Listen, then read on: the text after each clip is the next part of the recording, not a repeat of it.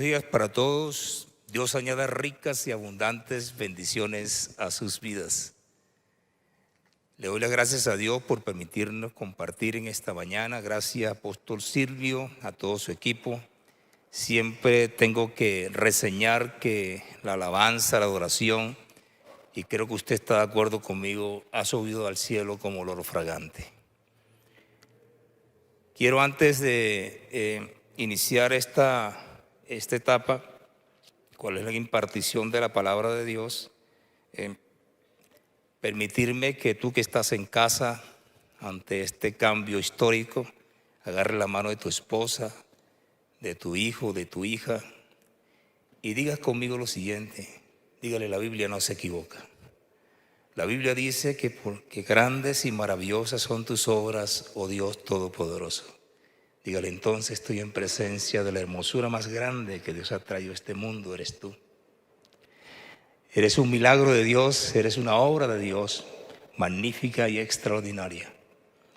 Y diga conmigo, mi fe no está fundada por lo que veo, tampoco por lo que siento, sino por lo que creo. Jesucristo es el mismo ayer, hoy y por todos los siglos. Le damos gracias a Dios. Gracias por esta invitación una vez más. Quiero conectarme al tema que vamos a tratar en esta mañana. Es una reunión especial, es una reunión de trascendencia, es una reunión histórica y vamos a hablar de la mejor inversión.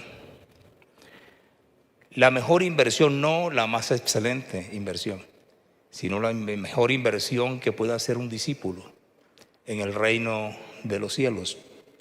Hay inversiones excelentes, hay elecciones buenas, en este caso y para este tiempo en particular, hacer o formar parte de aquel que hace la mejor inversión. Y lo vamos a delimitar en dos etapas diferentes, bajo dos puntos muy puntuales. El uno, el ejemplo de un discípulo, y el otro, la obediencia de un discípulo, dentro de hacer o el que hacer lo mejor. Y me voy a referir particularmente a una persona, José de Arimatea. Quizás usted ha hablado o ha escuchado mucho de él, y tangencialmente también voy a tocar algo que tiene que ver con Nicodemo, una parte de la historia bíblica bastante interesante, bastante importante. Y para esto quiero reseñar un texto, porque esta historia se encuentra en los 4 evangelios, en Mateo, en Marcos, en Lucas y también en Juan, y tengo que tomar de todos para poder compartir esta enseñanza. En Mateo dice lo siguiente, capítulo 27, versículo 57 en adelante. Cuando llegó la noche, vino un hombre rico de Arimatea llamado José, que también había sido discípulo, reseña esa parte, discípulo de Jesús. Este fue a Pilato y pidió el cuerpo de Jesús. Entonces Pilato mandó que se le diese el cuerpo, y tomando José el cuerpo, lo envolvió en una sábana limpia y lo puso en un sepulcro nuevo que había labrado en la peña, después de hacer rodar una gran piedra a la entrada del sepulcro, y se fue. De acuerdo al Evangelio según San Mateo, estamos viendo de manera muy puntual que se trataba de un discípulo de Jesús. Era un discípulo en silencio, era un discípulo en secreto, porque así lo acuña más adelante el resto de sinóptico y el de Juan. También dice que era una persona rica. Hablando de riqueza, sería interesante nosotros reseñar que en la cultura del Antiguo Testamento la subsistencia tenía como fundamento en la actividad agroindustrial o agropecuaria. La palabra riqueza, para de pronto desmontar algunos criterios que están muy alejados de nuestra realidad hoy, de nuestro contexto hoy, significa buenas cosechas. 2, la palabra riqueza en ese contexto significa también tener una familia bien sostenida, un bienestar familiar. La palabra riqueza en ese entonces tenía algo de importancia y tenía que ver con que la actividad del padre o de la madre al final dejara un resultado de su ejercicio que permitiera heredar también a sus hijos. Todo ese es el contexto de riqueza, no como el de hoy. La riqueza de hoy se está presentando que es la abundancia de bienes materiales y a su vez vivir en grandes lujos. No era así. Creo que hoy en día podemos categorizar esa riqueza en la clase media de nuestro contexto histórico, no como pensamos en la mentalidad occidental. Luego encontramos nosotros que dice también la Escritura que pidió el cuerpo de Jesús. 1, era discípulo. 2, era rico. 3, este hombre, discípulo y rico, hizo algo. Pidió el cuerpo de Jesús. Pero en Marcos capítulo 15, versículo 42 al 47 dice lo siguiente. Cuando llegó la noche, porque era la preparación, es decir, la víspera del día de reposo, José de Arimatea, miembro noble del concilio que también esperaba el reino de Dios, vino y entró osadamente, acuña esa palabra, osadamente a Pilato y pidió el cuerpo de Jesús. Luego dice que Pilato estaba sorprendido. O sea, el Evangelio según San Juan, según San Mateo está diciendo que pidió el cuerpo. Mientras que el Evangelio según San Marco, este hombre discípulo, este hombre rico, dice que entró osadamente, de manera valiente, se arriesgó cuando ninguno tenía la capacidad de arriesgarse. Ahorita acuñaremos mejor al hacer el resumen de esta hermosa historia. Pero en Lucas capítulo 23, versículo 50, dice así: había un varón llamado José de Arimatea, ciudad de Judea, el cual era miembro del concilio. Otro elemento interesante: varón bueno y justo, una característica moral y espiritual. Este pues también esperaba el reino de Dios. Otra importante aporte: y no había consentido en el acuerdo ni en los hechos de ellos. Fue a Pilato y pidió el cuerpo de Jesús. Ahora Lucas resalta algo interesante, que tenemos que mirar la persona en toda su actividad. Ya no solamente habla que pidió el cuerpo de Jesús, sino que resalta cualidades que tenía José de Arimatea.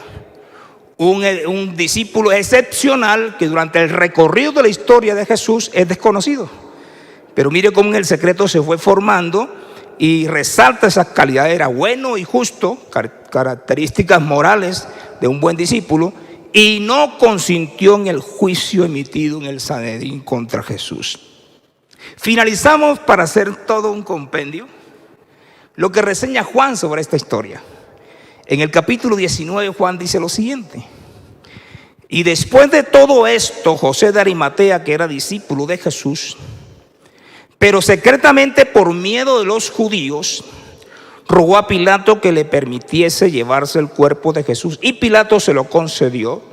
Entonces vino y llevó el cuerpo. Y también Nicodemo, el que antes había visitado a Jesús de noche, vino trayendo un compuesto de mirra y de aloes, como 100 libras. Tomaron el cuerpo de Jesús, habla de los dos, y lo envolvieron en lienzos con especias aromáticas, según es costumbre sepultar entre los judíos. Y en el lugar donde había sido crucificado había un huerto, y en el huerto un sepulcro nuevo, el cual aún no había sido puesto ninguno, o sea, estrenar.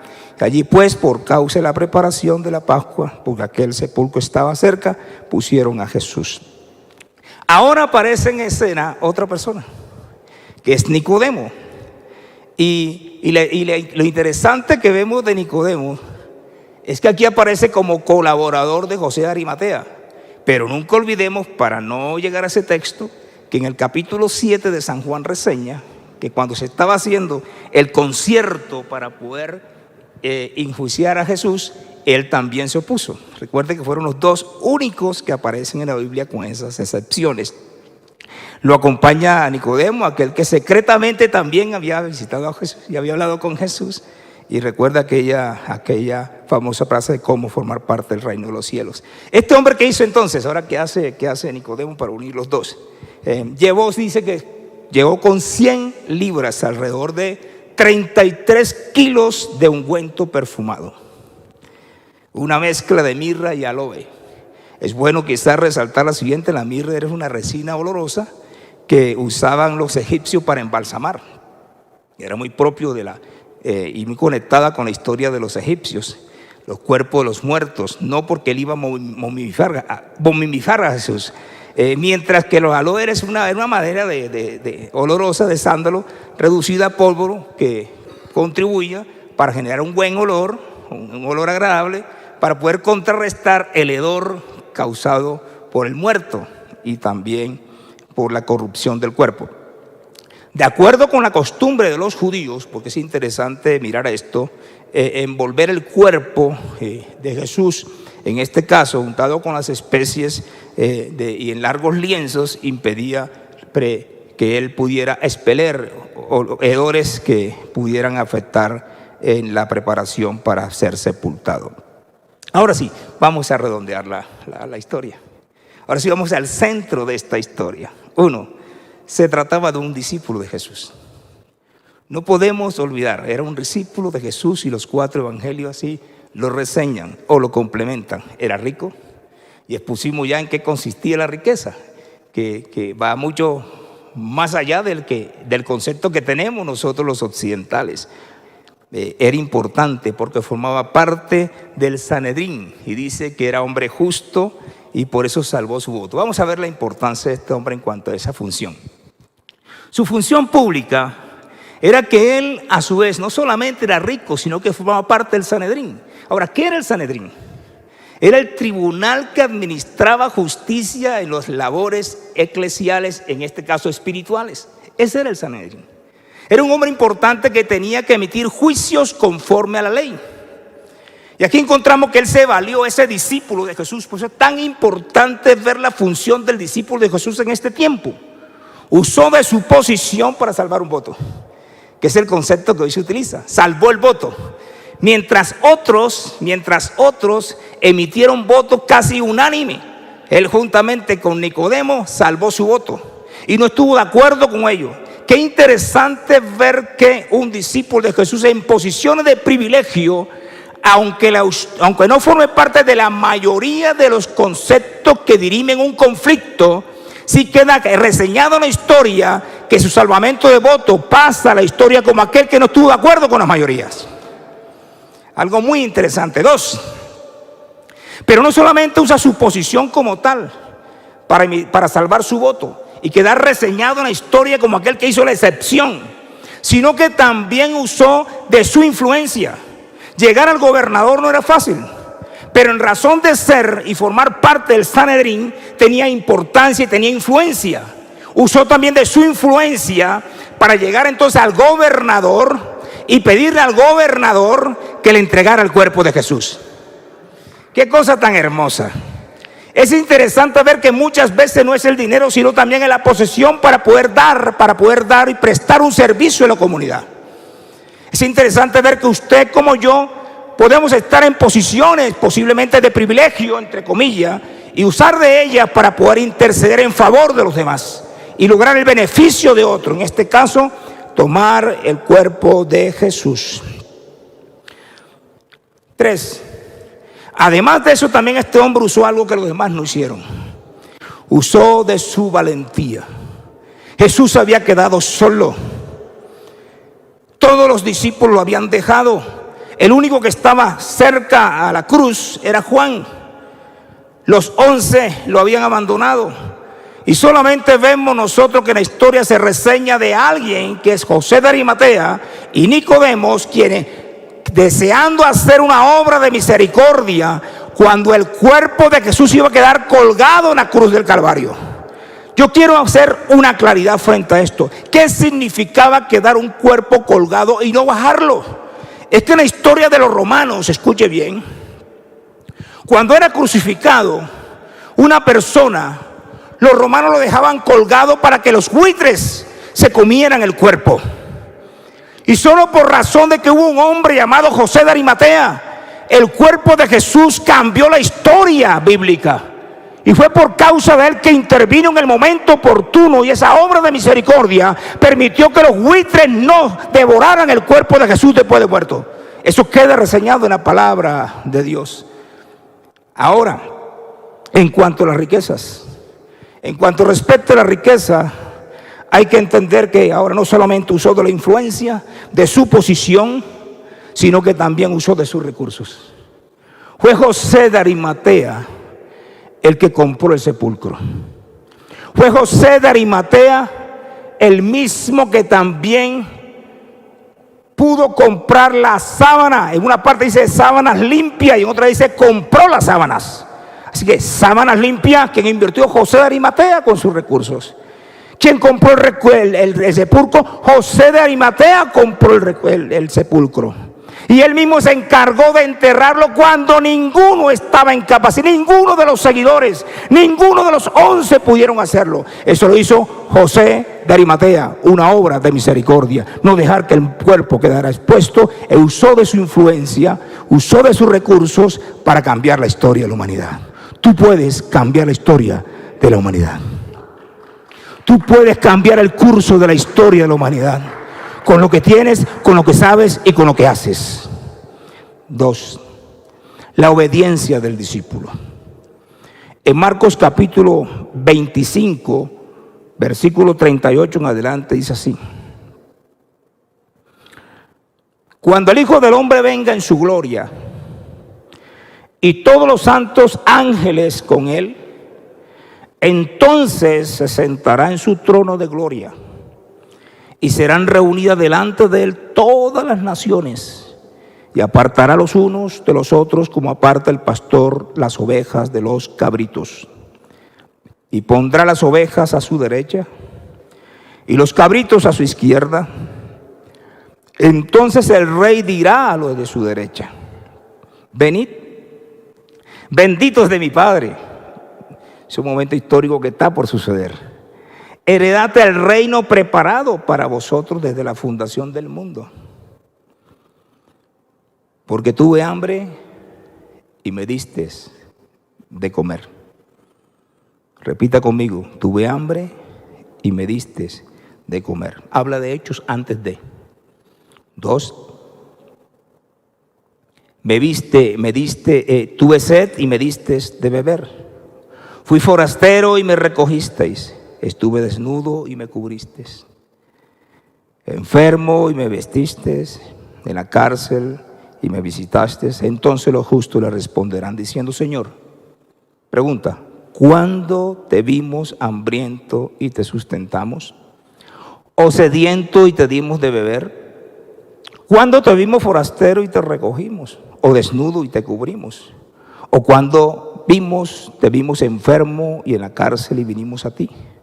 Respondiendo el rey, diga: tu rey y mi rey. No voy a hablarte de los finales del tiempo. Voy a hablarte de los preámbulos de los finales del tiempo. Esto tiene que ver con los preámbulos de quién somos nosotros hoy. Respondiendo el rey les dirá: de cierto os digo que en cuanto lo hicisteis a uno de estos mis hermanos más pequeño, a mí lo hicisteis. En el primero pusimos el ejemplo de un discípulo. En el segundo estamos poniendo ahora la obediencia de un discípulo, el quehacer de un discípulo. El texto describe claramente una relación estrecha entre los discípulos con Jesús. Así se centra ese texto de manera particular. Así como nuestro Señor Jesucristo se identificó con los necesitados, así también espera que nosotros nos identifiquemos con aquellos que tienen grandes necesidades. Ese es el foco central de esta información. La identidad de Jesús con su pueblo es una enseñanza principal en el Antiguo Testamento. Lógicamente Jesús se identifica con sus santos, porque son sus santos, y especialmente con aquellos que tienen necesidades, y los llamas los más pequeños. Nosotros tenemos personas con muchas necesidades hoy, necesidades múltiples. De tal modo que al socorrer a uno de ellos, de esos pequeñitos, a alguno de sus santos, a alguno de sus seguidores, a alguno de sus discípulos, a los que sufren, por así decirlo, era como si lo hiciéramos para Jesús en este tiempo. ¿Me escuché? Jesús, por haberse encarnado y haber vivido entre los hombres pobres y de toda suerte de necesidades, Jesús sabe simpatizar y sufrir con todos los necesitados. Él se está identificando con el necesitado. Él está diciendo: cuando lo haces con otro es como si lo hicieras conmigo. Entiendo y quiero que lo comprendas, que su divina compasión, Él literalmente sufre con los que sufren. Es el centro básico de este preámbulo antes del fin del mundo. Es el quehacer de la iglesia en este tiempo. En el Antiguo Testamento Dios manifiesta su interés especial en 3 categorías de personas: en los huérfanos, en las viudas y en los extranjeros, en los pobres y extranjeros. Tenía un especial tratamiento y quería que también su pueblo tuviera un tratamiento especial hacia ellos, hacia los pobres, hacia los extranjeros, hacia los huérfanos, hacia las viudas, en resumen, hacia los necesitados. Y hoy no ha cambiado todavía. La enseñanza central de este pasaje es que servir a los necesitados es servir a Jesús. Servir a los necesitados es servir al Rey de Reyes y Señor de Señores. Es lo que está diciendo él en el texto.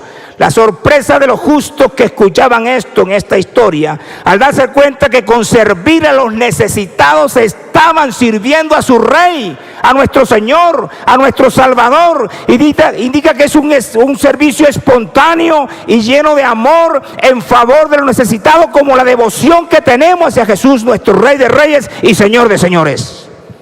Era la evidencia segura de una relación íntima y profunda con el Señor Jesús. Pues manifiestan estas personas el mismo espíritu de Jesús. Él no vino a ser servido, sino a servir a los demás. Y en eso tenemos que identificarnos nosotros hoy. Son muchos hoy, escúcheme bien, son muchos hoy que tienen grandes necesidades. Son muchos hoy que están esperando las manos extendidas de todos nosotros. Y cuando le extendemos a los demás, le servimos a los demás, al Rey de Reyes también le servimos. Terminamos diciendo lo siguiente: son muchos hoy que no tienen cómo enterrar a sus muertos. Estamos en una época de pandemia. La historia dice que estamos pasando de 100 y tantos millones de personas. Eso dice la historia. Y son muchos hoy que no tienen con qué, que no tienen cómo realmente cubrir los gastos, esperando que un discípulo de Jesús invierta para sus gastos funerarios. Son muchos hoy muertos de hambre, esperando que un discípulo de Jesús les dé de comer. Son muchos hoy que están en las calles, que no tienen dónde dormir, no tienen dónde vivir, esperando que una mano extendida, un discípulo de Cristo, le ayude a sus necesidades. Son muchos hoy los que están en las cárceles, y aquí escuchamos el ejemplo. Muchos hoy que están en las cárceles esperando que también nosotros podamos extender las manos en favor de ellos y contribuir en el proceso de restauración o de rehabilitación. El apóstol Pablo dijo lo siguiente para finalizar, en esta misma línea de pensamiento: gozaos con los que se gozan, y entre nosotros nos gozamos y nos alegramos en medio de la pandemia. Pero también dijo el apóstol Pablo: llorad con los que lloran, y son muchos los que hoy están llorando y esperando un consuelo de parte de nosotros. Finalmente queremos acuñar este gran aporte a los necesitados. Dice Gálatas capítulo 6, el mismo apóstol, versículo 10. Así que, según tengamos la oportunidad, hagamos bien a todos, y mayormente a los de la familia de la fe. El énfasis principal de este pasaje debe ser que nosotros, como miembros de la iglesia, servirle a otros miembros de la iglesia sin excluir a aquellos que no forman parte de la iglesia, porque hay muchos necesitados por fuera de la iglesia también. Una oportunidad es cuando el tiempo es correcto para hacer algo, y creo que esta es una gran oportunidad, y es el tiempo correcto para hacer muchas cosas por muchos necesitados. Si hay algo en la historia, en este siglo que está apenas comenzando, es que hay mucha necesidad a nivel mundial, y cada necesidad es una oportunidad de nosotros como hijos e hijas de Dios servirle a los demás. La idea aquí tiene que ver con la oportunidad en su totalidad que viene del cristiano, el andar en su vida cristiana. Se puede decir en otras palabras que mientras el cristiano tenga la oportunidad de hacer el bien, debe hacerlo. En la vida del cristiano hay muchas oportunidades para servir. Todos los días te vas a encontrar en medio de la pandemia con grandes oportunidades para poder servir, porque lo que vemos en las calles, las casas que visitamos, precariamente solamente vemos necesidades. El hacer el bien envuelve las buenas obras que pueden ser de ayuda económica a cualquier labor social, y aquí se hace labor social en esta iglesia. El aporte que tú hagas va a ser de gran valía e importancia para poder servirle a otros, a los necesitados de este tiempo. Y son muchos, son millones de personas que en el país están necesitados. Pero sobre todo, nunca olvidemos que el que le sirve al necesitado, le sirve al Rey de Reyes y Señor de Señores. Dios añada bendición a sus palabras. Gracias, Padre, queremos darte por este momento tan especial. Bendito Rey de los cielos. Sabemos que esta es una iglesia que piensa en el necesitado, que la mayoría de discípulos de esta iglesia piensa en el necesitado. Dios amado, en el nombre de Jesús, organizada y al servicio de otros. Poderoso y maravilloso Dios, que cada día podamos nosotros ver, que cada día podamos nosotros pensar que hay muchas necesidades y que esa es una oportunidad para servirle a otros. Padre, en el nombre de Jesús, maravilloso y poderoso Dios, si tú estás vinculado a esta reunión y por primera vez escuchaste esta enseñanza, quiero hacerte una invitación. Los dos ejemplos fueron ejemplos para los discípulos de Jesús. Y ser discípulo de Jesús tiene un principio, tiene un comienzo. Y es reconocer, como lo hice yo, como lo hicimos todos los que formamos parte de la iglesia del Señor, reconocer que somos pecadores, arrepentirnos de nuestros pecados y reconocer que Jesucristo, el Hijo de Dios, vino al mundo por tu pecado y por mi pecado, que murió en la cruz del Calvario para redimirnos de todo pecado y de toda maldad. Yo quiero que tú, que estás escuchando esta invitación, cierre tus párpados y hagas conmigo esta oración. Y dígale: Señor Jesús, poderoso y maravilloso Dios, reconozco que soy pecador y que necesito de tu perdón. Me arrepiento de todos mis pecados. Dios eterno, y abro las puertas de mi corazón y te recibo como el Señor y Salvador de mi vida. Hazme, Señor, un discípulo como José de Arimatea. Hazme, Señor, un discípulo como Nicodemo. En el nombre de Jesús, que tu Santo Espíritu me ayude a conocer y hacer tu voluntad. Gracias, oh Dios, en el nombre de Jesús. Si hiciste esa oración, ahí aparecerá los contactos donde te puedes dirigir para que te vincules a esta iglesia. Padre, te damos gracias, Señor, por él, y te damos gracias por todo el liderazgo. Te damos gracias por toda la iglesia que está comprometida en el bienestar de la humanidad, y particularmente de los hermanos de la iglesia y de los colombianos. Gracias, Señor, en el nombre de Jesús. Amén y amén.